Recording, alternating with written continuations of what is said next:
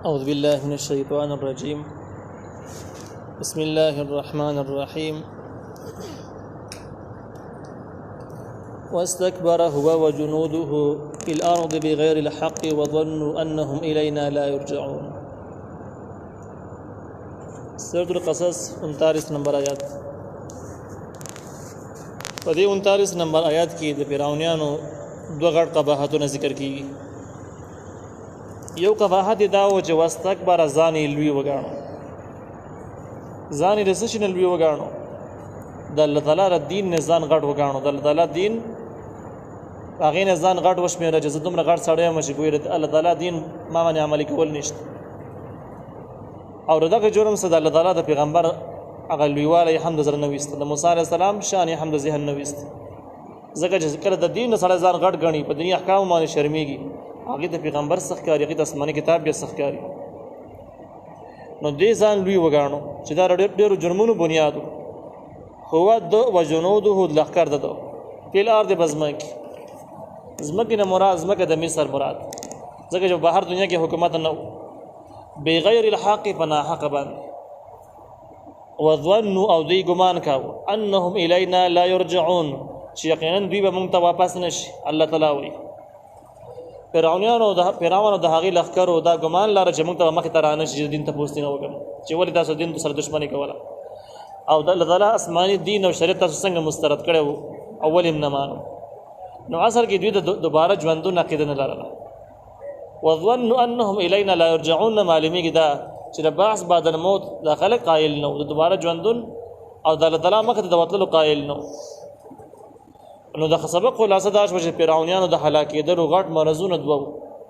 د الله تعالی د دین نه ځان غټ ګڼل، په شرعي احکامو باندې شرمېدل او د هغې نه ځان لوی ګڼل، او دویم دا عقیده لرل چې ګنې د الله تعالی مخې ته ورتلل او حساب کتاب نشته دی. دغه دوه جرمونه دوه مرضونه داسې وو چې د فرعون نه یې فرعون جوړ کړو، دومره غټ ظالم یې جوړ کړو. نو دا مرضونه چې بچه کې پیدا شي هغې نه به مجرم جوړېږي. الله تعالی فاخذناه نو موږ ونیو ده لره په عذاب سره، وجنوده د لښکر لره، فنبذناهم موږ وغورځول دوی لره په الیم دریاب ته. فانظر نو ته وګوره کیف کان چې بیا څرنګه و عاقبة الظالمین، انجام د ظالمانو خلکو. هغه خلک چې د الله تعالی حقونه نه مني، د مخلوق حقونه نه مني، هغې ته ظالم وایي. بیا تاسو د فرعون واقع ته وګورئ چې ظالمانو انجام څنګه کوم طرف باندې روان شي. نو دا تاریخي پس منظر شو، او خلاصه یې په دې ځای کې ده چې فاخذناه وجنوده فنبذناهم باليم فانظر كيف كان عاقبة الظالمين. چې موږ دغه خلک بیا په سزاګانو په سختو عذابونو کې راونیول، او ته بیا ګوره چې د ظالمانو انجام څرنګه جوړېږي. نو دا قیامته پورې سبق شو چې څوک د دین مخالف د الله تعالی د حقونو قایل نه، د مخلوق د حقونو قایل نه، نو د هغې دپاره د الله تعالی نظام د مخکې نه روان دی. فرعون غونته کې ډېر خلک یې په دې لاره باندې بوري دي، هلاک کړي دي، او دغه طریقه پر دوی سره هم کیږي. الله تعالی وجعلناهم موږ وګرځول دوی لره ائمة يدعون الى النار، مشران داسې چې خلک به راباله ورته. دغه مرضونه چې بچا کېږي ځان لوی ګڼي، د مذهب نه د دین نه ځان غټ ګڼي، او د قیامت او د دوباره ژوندون او د حساب کتاب عقیدې نه وي، نو دې خلکو نه جرایم پیشه خلک جوړ شي، خپله هم مجرمانې ظالمانې. لیکن دا د ظلمونو دپاره بنیاد او رهبران او مشران هم جوړېږي، نورو خلکو ته د ظلم او د ناجایزو لارې ښیي. نو الله تعالی وایي چې د دغې نه وروسته دا وجعلنا موږ وګرځول دوی لره ائمة يدعون الى النار، داسې مشران چې خلک به راباله ورته رابللو ته مطلب دا دی چې د هغه خبرو ترغیب به ورکوي، د هغه خبرې به په خلکو باندې منلې چې کومې خبرې سبب د اور جوړېږي. یعنې کفر او شرک په خلکو باندې کاوه، او کفر او شرک سبب د اور دی، نه داسې شوله که اور ته چې رابللي ته تباه کړي هلاک کړي.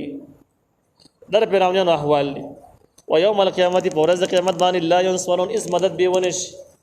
الله تعالی به رانیسي، به جهنم به ورته به اچوي، هېڅ مدد به یې نه کېږي، څوک یې خلاصولی نه شي چې خلاص یې کړي چې بس خیر دی، داسې دې ونه شي. واتبعناهم من ورپسې کې بدوی پسې په هذه الدنيا لعنتا، په دې دنیا کې لعنت. فرعونیانو پسې په دې دنیا کې د قیامت پورې لعنت جاری دی، او د لعنت باس مخکې تر شوی دی چې التبعید عن الرحمة، د رحمت نه لرې وتل دا لعنتي. نو فرعونیان په دې دنیا کې به مستقیل ازار کېږي، د خلکو په خولو باندې په ژبه باندې چې په دې ظالمانو د لعنت دي، او ظالمان هم دغه فرعونیان دي.